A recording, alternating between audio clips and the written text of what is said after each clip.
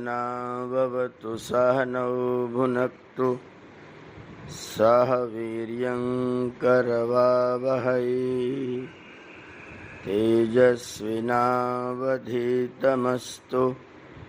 मा विद्विषावहै।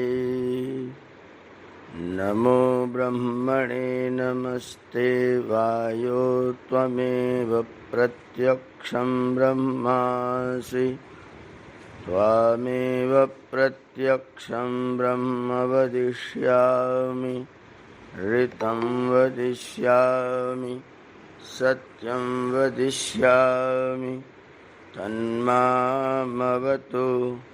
तद्वक्तारमवतु अवतु मामवतु वक्तारम्। ॐ शान्ति शान्ति शान्ति। हम लोग कारकीय ग्रंथ के अंतर्गत स्वामी जी के द्वारा लिखित भूमिका का अध्ययन अभी तक कर रहे थे। सबसे पहले कारक और कारकीय किसे कहते हैं, फिर प्रश्न था कितने कारक हैं, और आज एक नया प्रश्न है। हम लोगों ने 8 कारक अभी तक अध्ययन किए हैं। कर्ता, कर्म, करण, संप्रदान, अपादान, शेष, अधिकरण और हेतु कारक। ये 8 कारक स्वामी जी ने गिनाए हैं।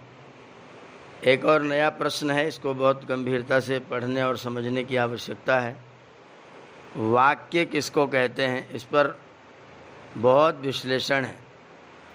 अनेक ग्रंथ वाक्य के सृजन के ऊपर, वाक्य की व्यवस्था के ऊपर अनेक ग्रंथों में चर्चा की गई है। अनेक शोध इसके ऊपर किए गए हैं और बहुत लोगों ने बहुत सारी पुस्तकों में, बहुत सारे शोध ग्रंथों में, पीएचडी वाले ग्रंथों में इस पर अनेक प्रकार से विचार विमर्श किया है।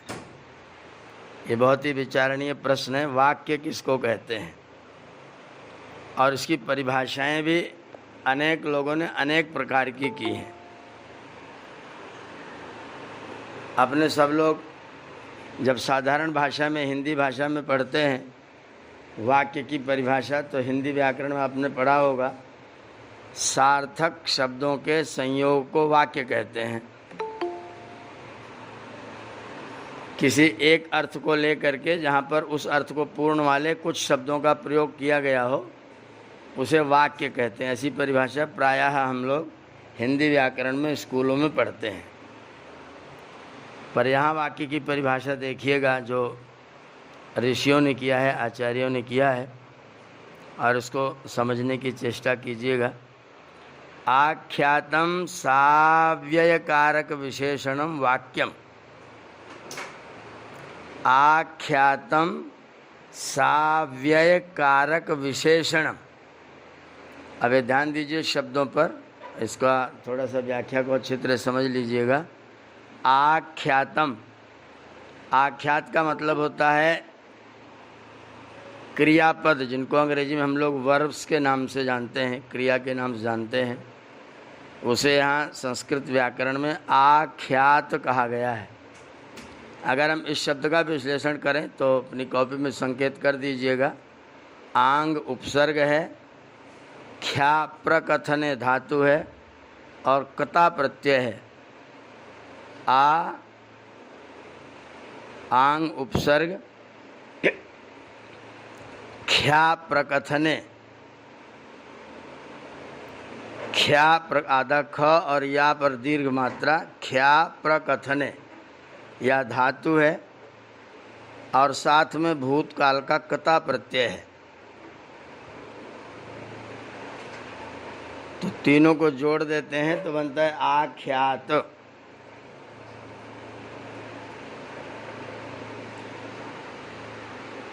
अगर इस शब्द का अर्थ करेंगे तो जिसके द्वारा कोई विषय पूरी तरह से कह दिया जाता है।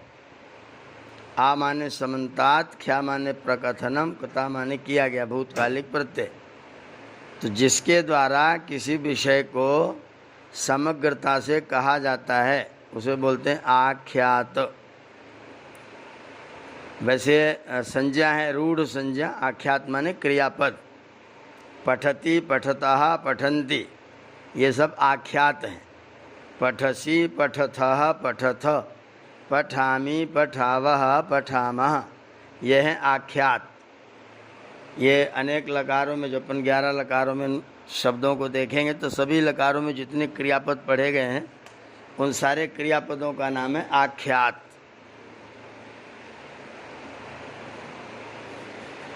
तो ये नियम बनाया गया कि वाक्य किसको कहेंगे, तो वाक्य का मतलब है सबसे पहले आप एक क्रियापद लाइए। बिना क्रियापद के कोई वाक्य पूरा नहीं होगा। इसलिए वाक्य की पूर्ति का सबसे उपयोगी और सबसे आवश्यक अंग है आख्यात, क्रियापद।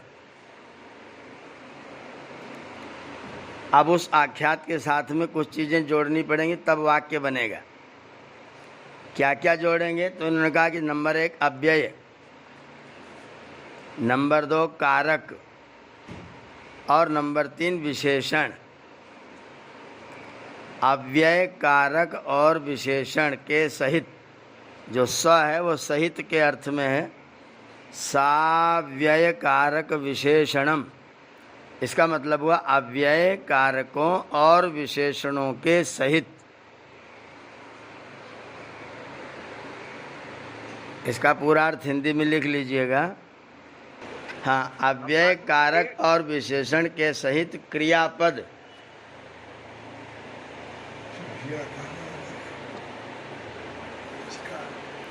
क्रियापद के संयोग से अव्यय, कारक, क्रियापद अव्यय, कारक और विशेषण के सहित। क्रियापद अव्यय, कारक और विशेषण के सहित वाक्य कहलाता है। क्रियापद अव्यय, कारक और विशेषण के सहित वाक्य कहलाता है।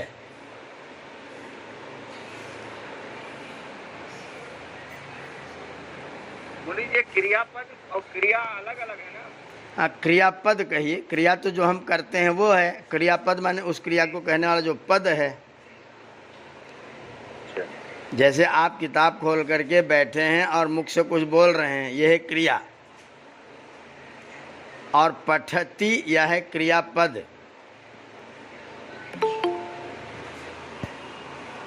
सुप्तिनंतम पदम है महोदय, सुप्तिनंतम पदम। क्या कह रहे हैं बहन जी? महोदय, सुप्तिनंतम पदम एकः सूत्रम अस्ति। हाँ, तत्सूत्रम तु अस्ति सुप्तिनंतम पदम। इनको वो सूत्र की परिभाषा नहीं देनी है, इनको ये देना है कि पठति क्या चीज़ है, क्रियापद क्या चीज़ है। तो ये बताना है कि जो क्रिया कर रहे हैं वो तो खाली क्रिया है।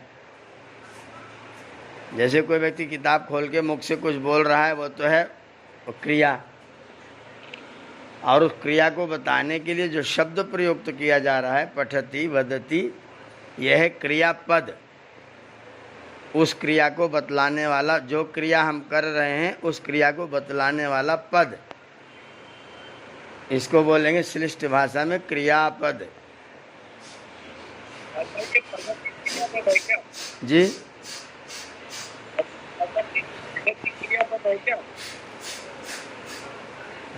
आपका शब्द सुनाई नहीं पड़ा, कौन सा शब्द है? पठति क्रियापद है क्या? हाँ, पठति क्रियापद है। करोति, हसति, खादति, गच्छति, सब क्रियापद है।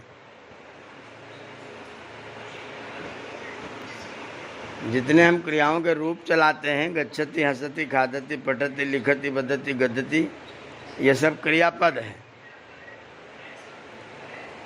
ऐसा कोई क्रियापद जब अव्यय, कारक और विशेषणों से युक्त हो जाता है तो वाक्य बन जाता है।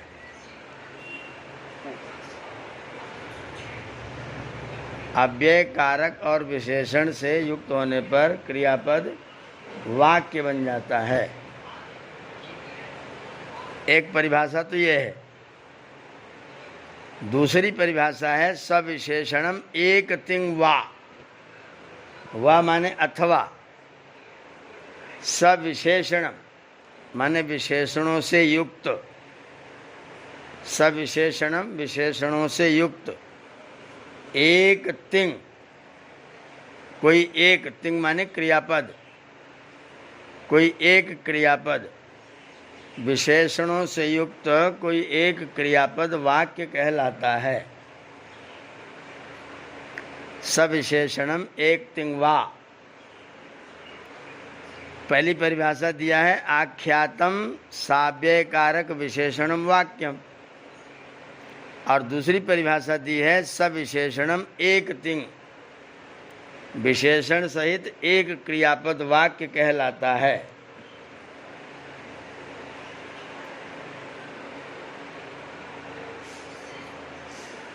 कहीं पर सविशेषणम भी नहीं जोड़ा है, किसी ने कहा एक तिंग वाक्यम, एक तिंग वाक्यम, जिसमें कोई एक तिंग जुड़ जाए वही वाक्य कहलाता है। तो एक तिंग कहने पर थोड़ा जी, एक तिंग का सब क्या अर्थ हुआ? एक कोई क्रियापद, तिंग माने क्रियापद, अच्छा, तिंग का मतलब क्रियापद, एक तिंग माने एक क्रियापद, विशेषण सहित एक क्रियापद एक वाक्य बन जाता है।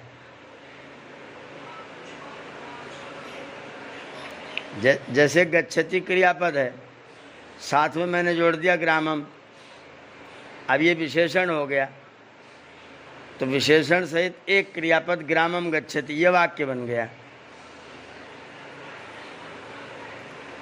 एक क्रियापद है चर, और हमने एक उसमें विशेषण लगा दिया धर्मम चर, धर्म का आचरण करो, अब ये वाक्य बन गया। पठ क्रिया जोड़ा, साथ में विशेषण जोड़ दिया वेदम, तो वेदम पठ, ये वाक्य बन गया। आचार्य जी, पद्धति में विशेषण क्या है?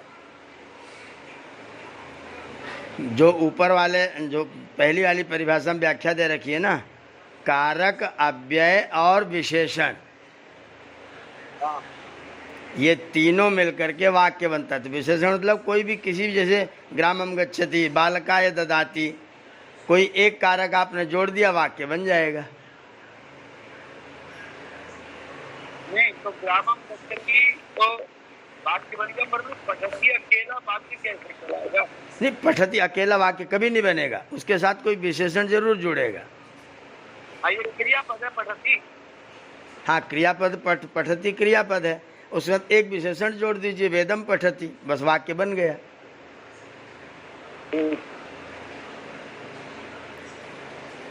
एक तिंग सविशेषणम एक तिंग, एक कोई क्रियापद लीजिए, उसके साथ कोई एक विशेषण, कोई किसी भी कर्ता का एक शब्द जोड़ दीजिए, वाक्य बन जाएगा। हसति क्रियापद, वो क्या लिखा है? दूसरे वाले का क्या लिखा है? जी, दूसरे वाले का क्या लिखा है? एक क्रियापद एक विशेषण से वाक्य बनता है। हाँ, विशेषण से युक्त एक क्रियापद वाक्य कहलाता है। विशेषण से युक्त एक क्रियापद वाक्य कहलाता है। जैसे हसति, अब मैंने उसी में उच्चैर और जोड़ दिया, अव्यय जोड़ दिया, एक उच्चैर हसति, जोर से हंसता है, अब यह वाक्य बन गया। हसति उच्चैर हसति। खादति ओदनम खादति। गच्छति ग्रामम गच्छति। एक कोई आख्यात पकड़ेंगे, उसके साथ एक विशेषण कर देंगे, तो आपका एक वाक्य बन जाएगा।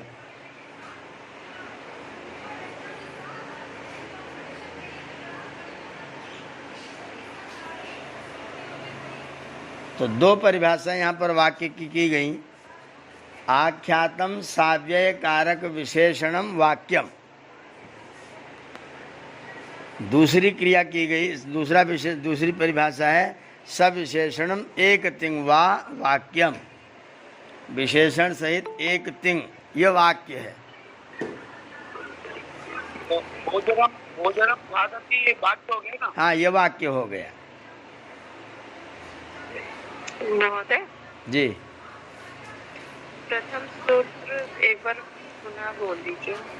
क्या जी?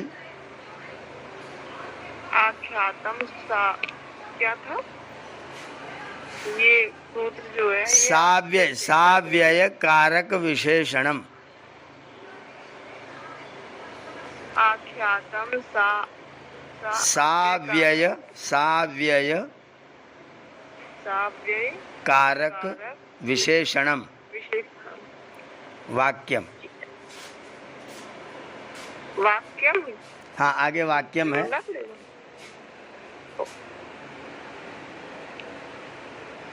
आख्यातम साव्यय कारक विशेषणम वाक्यम।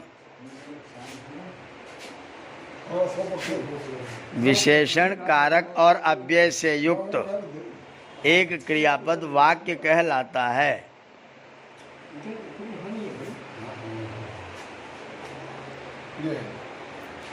हो गया महोदय। साव्यय, अगर हम इसका थोड़ा विश्लेषण करेंगे, जो लोग संस्कृत समझते हैं, भाषा को जो समझते हैं, तो इसमें अव्यय कारक और विशेषण, अव्ययम च कारकाश्च विशेषणम च इति अव्यय कारक विशेषणानि,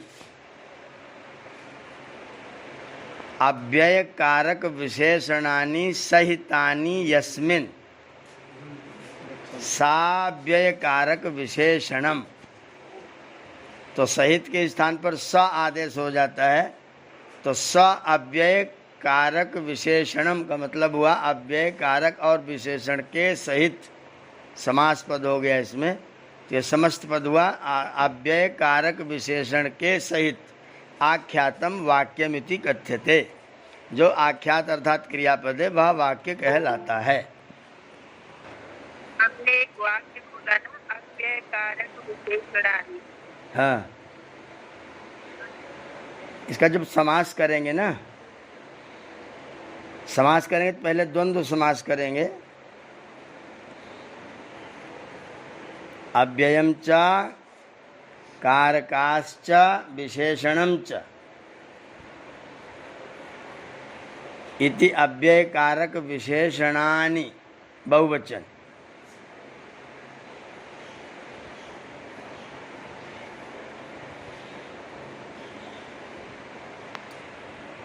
अव्ययम च कारकम च, अव्ययम च कारकाश्च, सभी कारक बहुवचन में। कारकास, हाँ, कारकाश्च।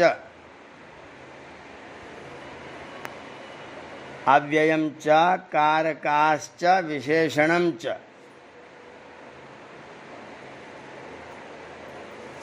इति अव्यय कारक विशेषणानि। यह हो गया द्वंद्व समास। इति अव्यय कारक विशेषणानि, नपुंसक लिंग का बहुवचन। विशेषणानि, ये विशेषण शब्द नपुंसक लिंग में है, इसलिए बहुवचन में विशेषणानि ऐसा लिखना पड़ेगा। अव्यय कारक विशेषणानि।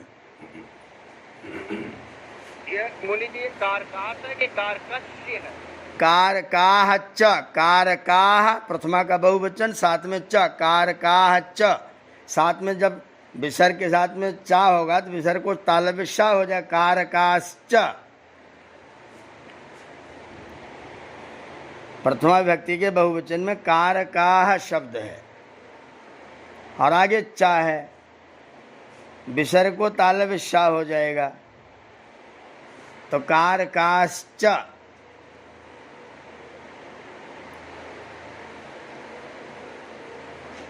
साथ में विशेषणम च। अव्ययम च कारकाश्च विशेषणम च।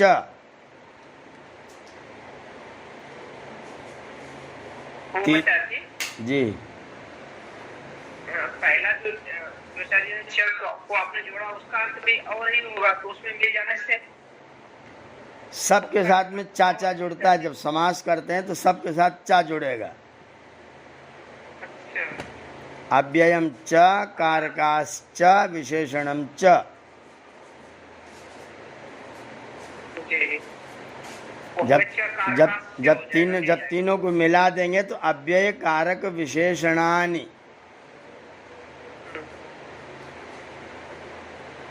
नपुंसकलिंग प्रथमा का बहुवचन, जैसे फलानि बनता है वैसे विशेषण का विशेषणानि।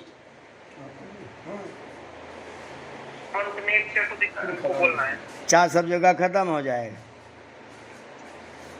और लास्ट में है? लास्ट में अंतिम में कहीं भी नहीं रह, कहीं भी नहीं रह। जब समास कर देंगे तो चा कहीं भी नहीं रहेगा, अच्छा सब चा खत्म हो जाए। जब मिला देंगे तीन पदों को तो चा का व्यवहार खत्म हो गया। वो केवल विग्रह वाक्य में आता है, बस विग्रह वाक्य खत्म, समास बन गया, अब चावा नहीं लगेगा। ठीक है केवल अव्यय कारक विशेषणानि, ये एक वाक्य हो गया। ये तीन पदों को मिलाकर के हमने एक समास कर दिया। फिर उसके साथ में जो सह जोड़ना है तो तेन सहितम,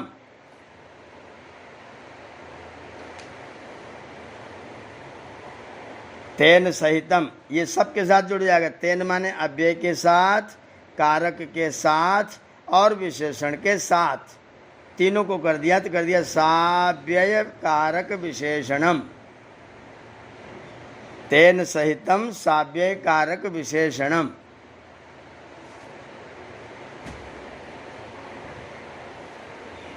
तो जो तेन सह ये विग्रह में था, उस सह के स्थान पर स आदेश हो जाता है।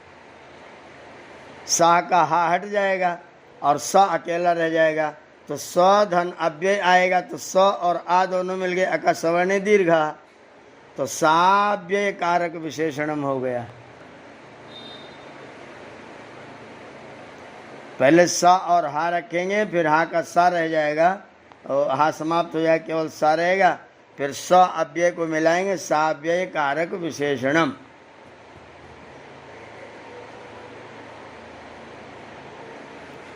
अर्थ हुआ अव्यय कारक और विशेषणों के सहित जो क्रियापद है उसे वाक्य कहते हैं।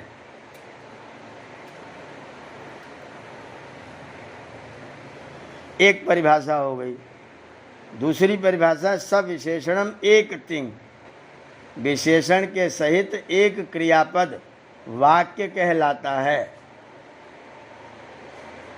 विशेषण के सहित एक क्रियापद वाक्य कहलाता है।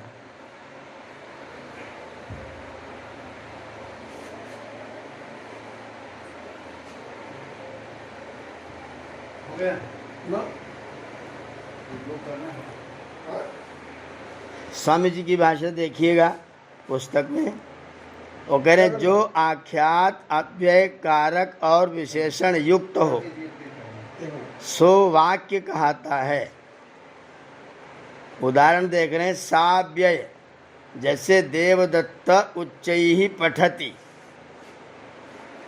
देवदत्त ये तो कारक हो गया, प्रथम विभक्ति का एक वचन, और उच्चैहि ये अव्यय हो गया। तो अव्यय के साथ हो गया, कारक के साथ हो गया। देवदत्त उच्चैहि पठति, देवदत्त ऊंचे स्वर से पढ़ता है।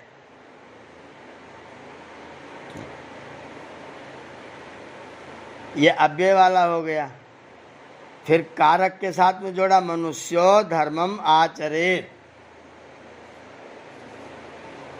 या मनुष्य तो कारक है और धर्म भी कारक है, तो दोनों कारक जुड़ गए। मनुष्य धर्मम आचरेत, मनुष्य धर्म का आचरण करे, यह वाक्य बन गया। आचरेत यहाँ पर विधिलिंग का प्रयोग है, मनुष्य धर्म का आचरण करे। फिर विशेषण वाला हो गया, बुद्धिमान देवदत्ता ऋजु पठति। यह बुद्धिमान जो है देवदत्त का विशेषण हो गया। बुद्धिमान देवदत्ता, समझदार देवदत्त सरल पढ़ता है, ऋजु पठति। बुद्धिमान देवदत्त सरल पढ़ता है, देवदत्ता ऋजु पठति। ये हो गया विशेषण। ऋजु माने कोमल। हाँ, ऋजु माने सरल, कोमल, सहज भाव से। सायास नहीं पड़ता है, अनायास पड़ता है। जब परिश्रम करके ताकत लगा के पढ़ना पड़े तो सायास, और सहजता से सरलता से पढ़ दे चुपचाप धीरे से तो अनायास, बिना किसी आयास के, बिना किसी विशेष प्रयत्न के। बुद्धिमान देवदत्ता ऋजु पठति। बुद्धिमान देव, ये विशेषण वाला, ये इसका कर्ता का विशेषण है। हम ऐसी कर्म का विशेषण बना सकते हैं, करण का विशेषण, जैसे तेज छुरी से साग काटता है। तेज छुरी से साग काटता है। अब यहाँ छुरी जो है वो करण है और करण का विशेषण तेज है। तो किसी भी कर्ता, कर्म, करण, संप्रदान, किसी के लिए भी विशेषण का प्रयोग हो सकता है और किसी के साथ में अव्यय का प्रयोग हो सकता है, और किसी भी कारक का, मतलब प्रथमा से लेकर के और अंतिम विभक्ति तक किसी भी व्यक्ति का प्रयोग हो सकता है, और सबके साथ में कोई विशेषण जुड़ सकता है। तो ऐसे ऐसे जो शब्दों का समुदाय है उसका नाम है वाक्यम। यहाँ बुद्धिमान देवदत्ता में कर्ता का विशेषण बुद्धिमान है। हम कहेंगे तीव्रेण क्षुरेण शाकम कर्तयति, तो तीव्र छुरे से साग काट रहा है, तो वहाँ तीव्र जो है वो छुरे का विशेषण हुआ। तो विशेषण किसी का भी हो सकता है, कर्ता का, कर्म का, करण का, संप्रदान का, अपादान का, कहीं से भी किसी के साथ विशेषण जुड़ सकता है, और वो विशेषण युक्त वाक्य को हम लोग, शब्द समुदाय को हम लोग वाक्य कहते हैं। अच्छा जी, इसमें पहले में अव्यय कौन सा? तो उच्चई पद्धति में उच्चई अव्यय पद है। अच्छा, उच्चई, उच्चई जो है अव्यय पद है, इसकी कोई विभक्ति नहीं बदलेगी, चाहे जिसके साथ जहाँ बोलो शब्द उच्चई ही रहेगा। तो ये अव्यय पद है, उच्चई ही। ये नहीं होगा। नमस्ते आचार्य जी। आचार्य जी, आपने कहा था उच्चई विशेषण है? मुझे लगा कि उच्चई विशेषण है। नहीं नहीं नहीं नहीं, उच्चई अव्यय पद है। यहाँ पर वाक्य में, उदाहरण में उच्चई अव्यय पद के रूप में पठित है। नहीं, अच्छा, ये ऊंचा नीचा ये विशेषण में नहीं आता, तो ये ऊंचा आएगा विशेषण में, आएगा विशेषण में, विशेषी है वो, लेकिन जो उदाहरण स्वामी जी ने दिया है वो अव्यय को मान करके दिया है, विशेषण को मान के नहीं दिया है।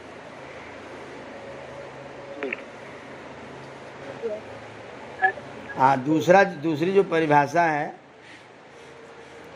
अथवा जिसमें विशेषण युक्त एक तिङन्त पद हो वह वाक्य कहता है। इसी के पूर्वोक्त उदाहरण देवदत्त उच्चई पठत इत्यादि जानो, जो पूर्वोक्त उदाहरण है वही उदाहरण, इसके सब में एक एक तिंग है, एक एक क्रियापद है, और उसके साथ में बाकी सब विशेषण के रूप में जुड़े हुए हैं। एक क्रिया के साथ जहाँ पर अनेक विशेषणों को जोड़ दिया जाता है उसी का नाम वाक्य हो जाता है। तो यहाँ पर पठती क्रियापद हो गया, उच्चय जो है इसका वो हो गया, हाँ, विशेषण, अव्यय या विशेषण हो गया। देवदत्ता कर्ता हो गया। अगर देवदत्ता ना भी बोलते, उच्चई पठती, तो भी वाक्य बन जाएगा। एक विशेषण जैसे युक्त हुआ वाक्य बन जाएगा।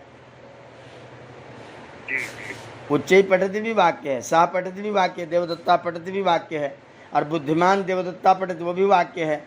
बुद्धिमान देवदत्ता उच्चैहि ऋजु पठती, बुद्धिमान देवदत्त ऊंचे स्वर से सरल भाव से पढ़ता है, ये भी वाक्य है। तीनों जुड़ गए। तो चाहे कारक जुड़े, चाहे विशेषण जुड़े, चाहे अव्यय जुड़े तो भी वाक्य बनेगा, और तीनों जुड़े तो भी वाक्य बनेगा, कोई दो जुड़े तो भी वाक्य बनेगा। मुख्य क्रियापद है।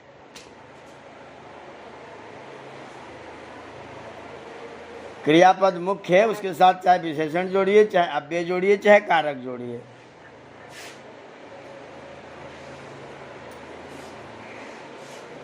जी है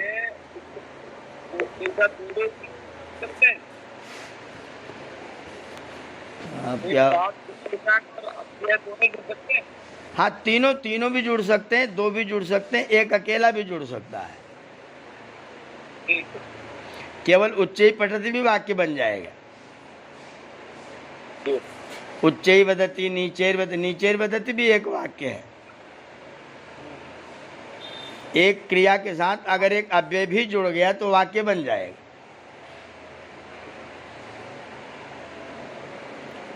एक कारक जुड़ गया तो भी वाक्य बन जाएगा, कोई विशेषण जुड़ गया तो भी बन जाएगा, और तीनों जुड़ जाए तो भी वाक्य बन जाएगा।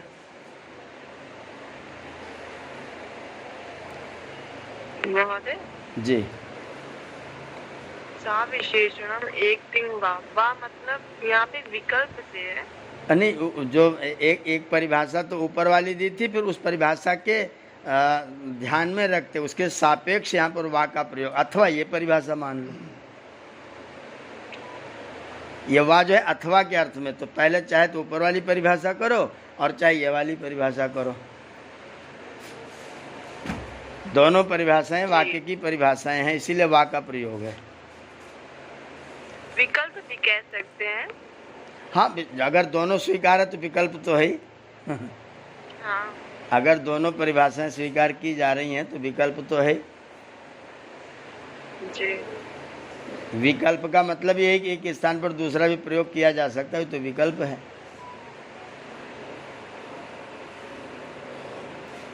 तो ऊपर वाली परिभाषा के सापेक्ष वा का प्रयोग किया गया है, अथवा ये मान लो अथवा ये मान लो। थोड़ा संक्षिप्त हो जाएगा। सब विशेषणम एक तिंग, और सब विशेषणम की व्याख्या करनी पड़ेगी, क्या क्या विशेषण। ऊपर वाले में पूरा हो गया, साव्यय कारक विशेषण, तो विश्लेषण पूरा ही हो गया, तो उसमें ज़्यादा क्यों नहीं लगेगा, क्या नहीं लगेगा। और दूसरी वाली परिभाषा में क्या जोड़ना पड़ेगा, क्या विशेषण, किसका विशेषण। तो ऊपर वाली परिभाषा जो है वह अधिक पूर्ण परिभाषा है। आख्यातम साव्यय कारक विशेषणम वाक्यम, ये वाक्य की परिभाषा याद रखेंगे, इसको याद कर लेंगे वाक्य को। आख्यातम साव्यय कारक विशेषणम वाक्यम।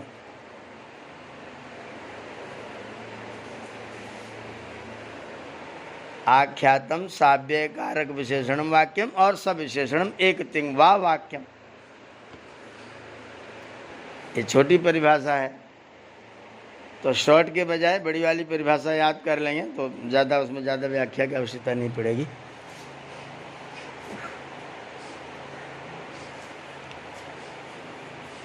फिर यहाँ पर एक और प्रश्न किया, वाक्य के कौन से प्रयोजन हैं, मतलब वाक्यों को क्यों बोला जाए, वाक्य बोलने की जरूरत क्या है।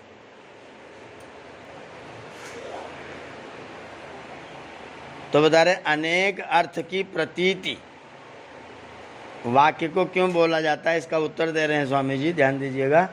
अनेक अर्थ की प्रतीति और व्यवहार में प्रवृत्ति।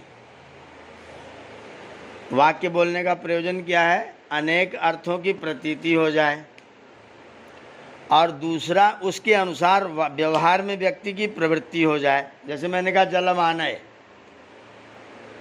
पानी लाओ।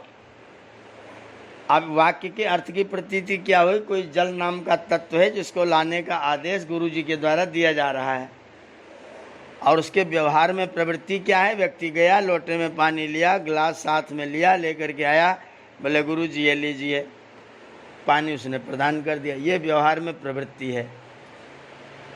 तो वाक्य बोलने के दो प्रयोजन, पहला तो अर्थ की प्रतीति हो जाए, और दूसरा उसके अनुसार जीवन में व्यवहार हो जाए। क्योंकि भाष्य का प्रमाण स्वामी जी दे रहे हैं, अर्थगत्यर्थः शब्द प्रयोग। ये महाभाष्य की पतंजलि जी की उक्ति है, अर्थगत्यर्थः शब्द प्रयोग। अर्थगत्यर्थ, यहाँ पर गति का मतलब होता है ज्ञान,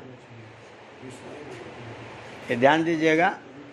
गति माने ज्ञान, अर्थ माने प्रयोजन, तो गत्यर्था माने ज्ञान के प्रयोजन से। गत्यर्था गति के लिए, गति माने ज्ञान के लिए। अर्थ गत्यर्था माने अर्थ के ज्ञान के लिए।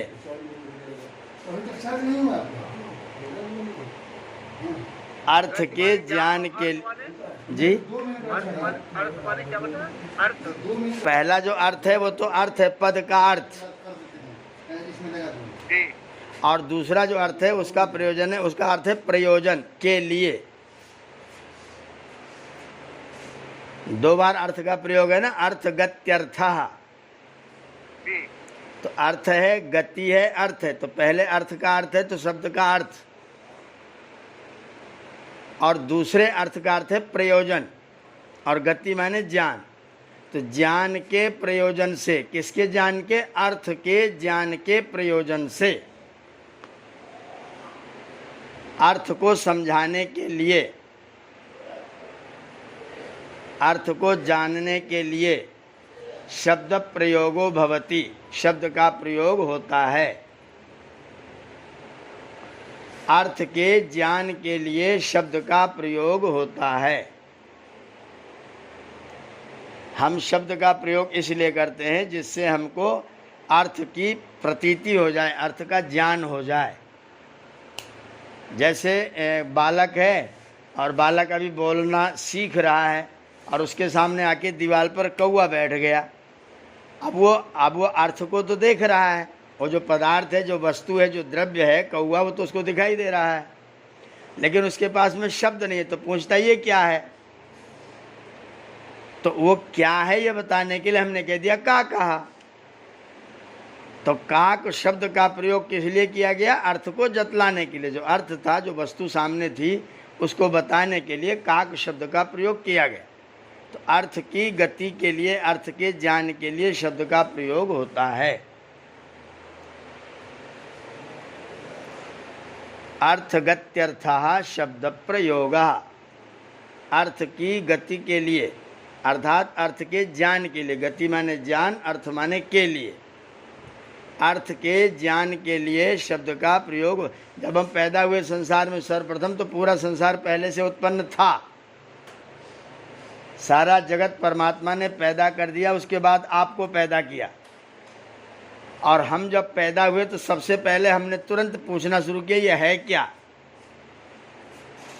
तो फिर परमात्मा ने वेद के द्वारा आपको उस पदार्थ को बतलाया, संसार में पदार्थ बनाया और वेद में पद का प्रयोग किया। तो पद के द्वारा संसार के पदार्थ को हमने जान लिया। सबसे पहले चमकीली चीज़, जो हमको ज़्यादा चमकीली दिखाई पड़ी, उसके बारे में हमने पूछा, क्योंकि जो चीज़ ज़्यादा चमकती, सबसे पहले प्रश्न उसी के बारे में होता है। तो इसलिए हमने सबसे पहले चमकीली चीज़ के बारे में पूछा, तो परमात्मा ने हमको उसका परिचय दिया। इसलिए ऋग्वेद का पहला सूक्त अग्नि सूक्त है, क्योंकि पहला प्रश्न ज़्यादा चमकीली चीज़ के लिए होता है। तो हमने अग्नि के बारे में पूछा, तो परमात्मा ने कहा अग्निम ईडे पुरोहितम यज्ञस्य देवम ऋतुजम होतारम रत्न धातम। ये आग है, पुरोहित है, रत्न धाता है, यज्ञ का पुरोहित है, देव है, होता है। इतने विशेषण के सहित परमात्मा ने हमको अग्नि का ज्ञान कर दिया। तो पहले पदार्थ, बाद में पद। तो पदार्थ को जानने के लिए पद का प्रयोग होता है। अर्थगत्यर्थः शब्द प्रयोगः।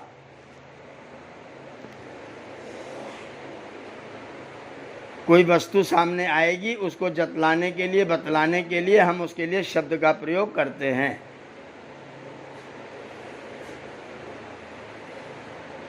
ये पतंजलि जी का कथन है, अर्थगत्यर्थः शब्द प्रयोगः।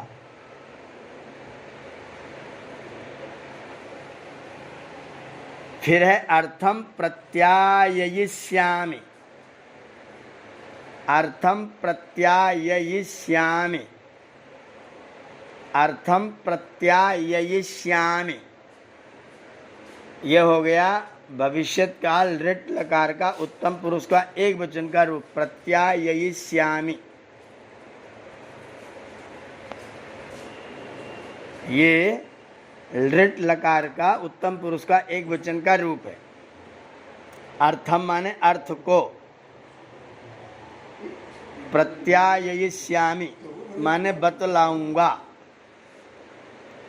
प्रत्याययिष्यामि माने बतलाऊंगा। अर्थम अर्थ को प्रत्याययिष्यामि बतलाऊंगा, इति माने इसलिए, शब्दः प्रयुज्यते शब्द का प्रयोग किया जाता है। शब्दः प्रयुज्यते, प्रयुज्यते माने प्रयोग किया जाता है। अर्थ को बतलाऊंगा ऐसा भाव मन में लेकर शब्द का प्रयोग किया जाता है। अर्थम प्रत्याययिष्यामि इति शब्दः प्रयुज्यते। अर्थम अर्थ को प्रत्याययिष्यामि बतलाऊंगा, इति माने ऐसा मन में भाव लेकर, शब्दः माने शब्द, प्रयुज्यते माने प्रयोग किया जाता है। शब्द प्रयुक्त होता है इसलिए जिससे कि जो वक्ता है वो सोच रहा है कि मैं इसको, इस पदार्थ को बता दूं, इस पदार्थ को इसको सिखा दूं क्या चीज़ है ये।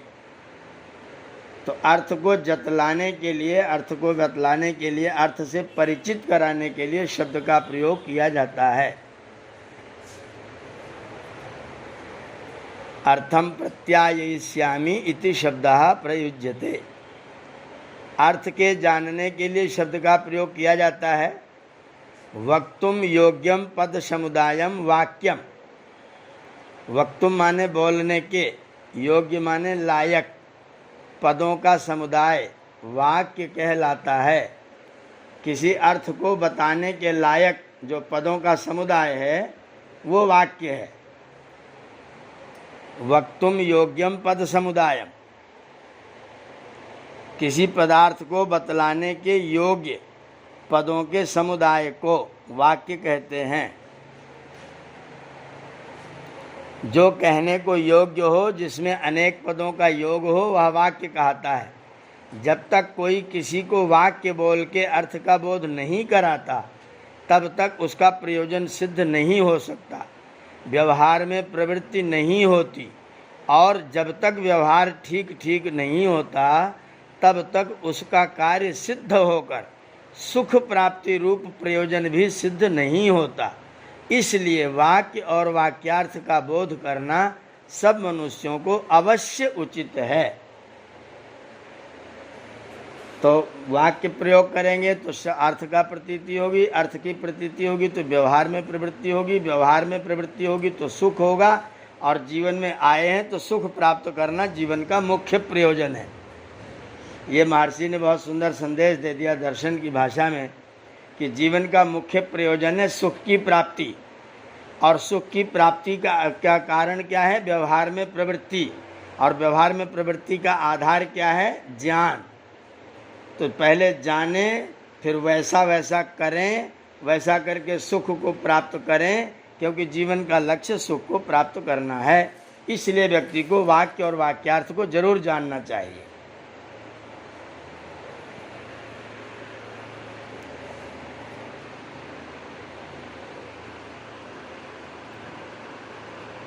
वाक्य और वाक्यार्थ को जान के व्यवहार में प्रवृत्त होकर सबको सुखी करें, इसके लिए हमको वाक्य और वाक्यार्थ को जानना चाहिए। ये महर्षि बता दे वाक्य के कौन से प्रयोजन है, वाक्य को क्यों जाना जाए। इसलिए जाना जाए क्योंकि वाक्य के जाने बिना अर्थ की प्रतीति नहीं होगी, अर्थ की प्रतीति नहीं होगी तो व्यवहार में प्रवृत्ति नहीं होगी। जैसे कोई व्यक्ति अंग्रेजी नहीं समझता और हम उसके सामने अंग्रेजी में बोल रहे हैं तो वहाँ खड़ा खड़ा आपका मुंह देखता रहेगा, बस बोलते रहिए। उसको अंग्रेजी कुछ पता नहीं है, आप बोलिए अंग्रेजी, उसको पता नहीं है। कोई व्यक्ति संस्कृत नहीं जानता, मैंने उसके खूब संस्कृत बोला तो बैठा हुआ है मेरा मुंह देखता रहेगा, तो उसकी व्यवहार में प्रवृत्ति नहीं होगी जब तक अर्थ को नहीं जानेगा। अर्थ को जानेगा तो व्यवहार में प्रवृत्ति होगी, व्यवहार प्रवृत्ति होगी तो सुख की प्राप्ति होगी। इसलिए हमको वाक्य और वाक्यार्थ को जरूर जानना चाहिए। ये महर्षि जी का संदेश है।